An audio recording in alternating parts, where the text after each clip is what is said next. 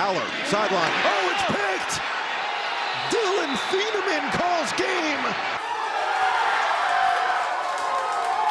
I would not have believed it if I did not see it with my own two eyes. A historic catch to end a nail-biter of the game as the Ducks make an interception in double OT and fly to victory against Penn State 30-24. Art Edwards with me. Art, this is going to be one we remember for a long time. Well, there's no doubt about that. You know what? First overtime victory in Dan Lanning's career. So good, so sweet, man, right? It was really something else. You know, Penn State had to rally from a 14-point deficit in this ball game in the fourth quarter. They tied the game with 31 seconds left on kind of a tricky short touchdown run that tied the game at 17. Both teams scored in the first overtime, so it went to the second OT. Great play by Dante Moore on the pass to Gary Bryant Jr.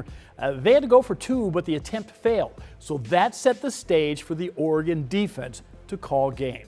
Dylan Thieneman drops back. He picks off the pass. Oregon wins it 30-24. An epic win on the road for the Oregon Ducks. Orlando Sanchez was in Beaver Stadium for all the action. Very rarely do games like this live up to the hype. A Big Ten championship rematch, a top 10 matchup in front of one of college football's most iconic atmospheres.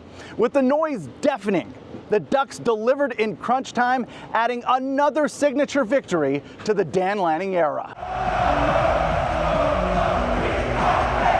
More than 111,000 fans, a whiteout for the ages. The second biggest crowd in Beaver Stadium history.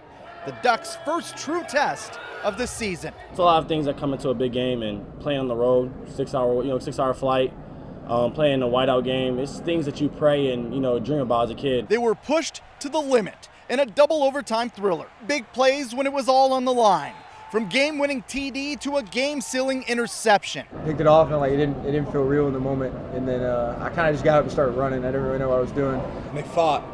We just talked all week. It's about getting a cut, right? And it's death by 1,000 cuts. We just had to get another cut. And eventually that cut was going to be a jugular, and that last interception was a jugular. It was as proud as I've been of our team playing well on both sides of the ball. Emotions were high after putting it all on the line in one of the most anticipated games of the season.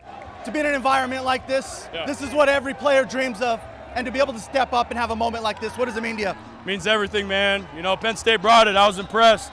Offensively, defensively, and the crowd, they brought it, but the most physical teams wins, and we won it today, but we'll see these guys again. They're a good team. We create these moments in practice every week, no matter who we go against. And we got good players on the team. Dylan Thieneman, Dante, they're going to come up in the big moments and make plays. And it's just to play in this kind of game, it's a blessing for real. This was the Ducks' first top 5 road victory since 2021, and the first under head coach Dan Lanning. The 5-0 Ducks now enter the bye week and get some much-needed rest, and then it's on to undefeated Indiana at Autzen Stadium. Reporting from Happy Valley on the campus of Penn State University, Orlando Sanchez, KGW Sports. One lucky guy there, right there in the middle of it. That first half, there was no room for anything. Second half, totally different story. We got to talk about the fans, though. I know the whole newsroom was on edge, so were folks watching the big show at Grand Central Bowl in Southeast Portland.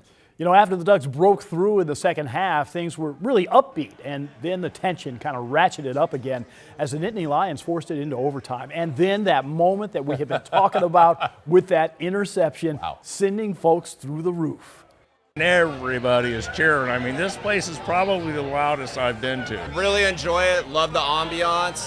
Birds of a feather, we flock together, right? This was the premier matchup of the season at their house in a whiteout night game. Everyone on ESPN saying that they were going to win, and we didn't allow the environment to mess with us at all.